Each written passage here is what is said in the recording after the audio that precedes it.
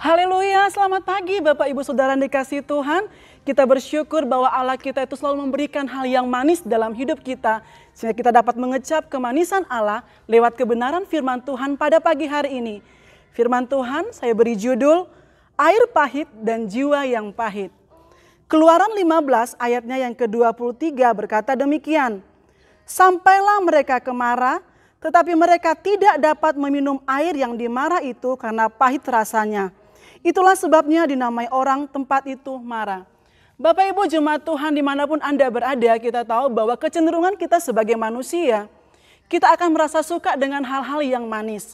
Makanan yang manis, minuman yang manis, akan mudah untuk kita terima dalam pengecapan kita. Tetapi jikalau sesuatu yang pahit, kita akan mudah untuk menolaknya. Walaupun kita tahu ketika hal yang manis, makanan yang manis, minuman yang manis yang terus kita konsumsi, itu akan menjadi indikasi dari satu penyakit. Dalam firman Tuhan yang kita baca di sini, umat Israel ketika Allah menuntun mereka untuk keluar dari Mesir, karena di sana mereka mengalami kepahitan, mereka dipaksa untuk bekerja, mereka menjadi budak, mereka tidak ada kebebasan untuk mencari Tuhannya, untuk mencari Allah yang benar. Sehingga Allah mengeluarkan umat Israel dari Mesir. Pada satu titik kemudian, dalam setiap tahap-tahap kemudian yang terjadi, maka tibalah mereka pada satu kondisi. Dalam ayat sebelumnya, dalam ayat yang ke-22 dikatakan bahwa mereka sudah 3 hari tidak minum. Ya, air merupakan kebutuhan pokok dalam tubuh manusia. Saudara bisa bayangkan ada orang mengatakan begini, kalau untuk tidak makan sehari saja masih bisa tahan. Tetapi coba kalau tidak minum. Ini yang dialami oleh orang Israel pada saat itu. Mereka berupaya untuk supaya dalam waktu yang secepatnya bisa mendapatkan air. Dalam hidup kita gampang pahit, kita gampang kecewa, kita gampang marah, kita gampang berputus asa karena ada waktu tertentu yang begitu sangat terasa lama. Padahal Allah bekerja menurut waktunya, tidak terlalu cepat dan tidak terlalu lambat. Saudara perhatikan di sini, ketika saat itu mereka mendapatkan air yang pahit, apa yang menjadi respon yang ditunjukkan oleh umat Israel? Dalam ayatnya yang ke-24 berkatakan, lalu bersungut-sungutlah bangsa itu kepada Musa, kata mereka, apakah yang akan kami minum? Saudara perhatikan, ketika sesuatu yang pahit dialami oleh jiwa yang pahit, maka ungkapan yang terjadi adalah apa? Persungutan. Benar enggak? Kenyataan yang tidak sesuai harapan, hal-hal yang tidak mengenakan, mungkin pemutusan dari pekerjaan, atau mungkin hati yang patah, ya, putus cinta, merasa kehilangan, itu yang menyebabkan kepahitan. Itu yang menyebabkan hidup rasanya pahit. Itu yang menyebabkan hati terasa pahit. Itu yang menyebabkan keadaan semuanya kelihatannya pahit. Tidak ada yang terasa manis sekalipun. Berbeda, sesuatu yang pahit tetapi jiwa kita manis untuk menerimanya. Ya saudara, air yang pahit tetapi jiwa yang manis maka akan menerimanya dengan respon dengan penuh ucapan syukur. Berbeda dengan kondisi orang Israel pada waktu itu. Air pahit tidak dapat diminum, sudah dalam kurun waktu yang 3 hari mereka menunggu untuk mendapatkan air. Tetapi harapan yang didapat apa saudara? Kenyataannya air yang dapat adalah air yang pahit. Tetapi saudara perhatikan, 2 hal di dalam hidup saya dan saudara yang membuat kita memiliki air yang pahit. Kenyataan yang kita terima tidak sesuai dengan harapan dan kemudian kita merasakan banyak kita mengalami kehilangan dalam hidup ini. Maka kecewaan, persungutan itu mudah datang di dalam kehidupan kita.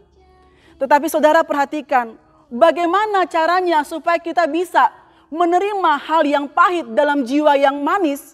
Apa yang harus kita lakukan?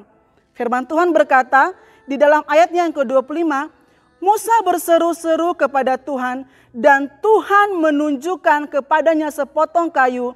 Musa melemparkan kayu itu ke dalam air, lalu air itu menjadi manis. Kuncinya apa saudara? Ketika rasa pahit itu datang dalam hidup kita, supaya jiwa kita tidak ikut menjadi pahit, berserulah kepada Tuhan. Amin. Mendekatlah kepada Tuhan. Sehingga mungkin kita bisa katakan walaupun di situasi yang sulit, keadaan begitu pahit rasanya, sesuatu yang terhimpit, kita bisa katakan so sweet. Kenapa? Karena Tuhan kita itu adalah Tuhan yang manis. Yesus yang termanis buat jiwaku. Ya saudara, dan sebagai ayat yang terakhir kita baca dalam ayatnya yang ke-26, firman-Nya, jika kamu sungguh-sungguh mendengarkan suara Tuhan Allahmu dan melakukan apa yang benar di matanya dan memasang telingamu kepada perintah-perintahnya dan tetap mengikuti segala ketetapannya, maka aku tidak akan menimpakan kepadamu penyakit manapun yang telah kutimpakan kepada orang Mesir, sebab aku Tuhanlah yang menyembuhkan engkau. Puji nama Tuhan. Kita bersyukur Allah yang tahu apa yang membuat hari-hari hidup kita terasa kita minum air yang sangat pahit. Ketika orang lain tidak mengerti kepahitan hatimu, ketika orang tidak tahu apa yang membuat engkau kecewa, apa yang membuat engkau marah, apa yang membuat engkau dendam, mari datang berseru kepada Tuhan. Tuhan, aku ingin engkau membuat hatiku, membuat hidupku, membuat jiwaku menjadi manis. Karena apa tadi firman Tuhan katakan? Ketika saudara dan saya berseru kepada Tuhan, maka Tuhan akan menyembuhkan engkau. Bukan hanya menyembuhkan fisik kita, tetapi rohani kita Tuhan akan sembuhkan. Puji nama Tuhan, tetap menyingkapi segala sesuatu yang pahit dengan jiwa yang manis berdasarkan kasih karunia yang daripada Tuhan. Haleluya, mari kita berdoa. Bapa dalam surga, yang kami kenal di dalam nama Tuhan Yesus Kristus, kami tahu Tuhan dalam hidup ini ada satu waktu di mana kami tidak bisa menolak.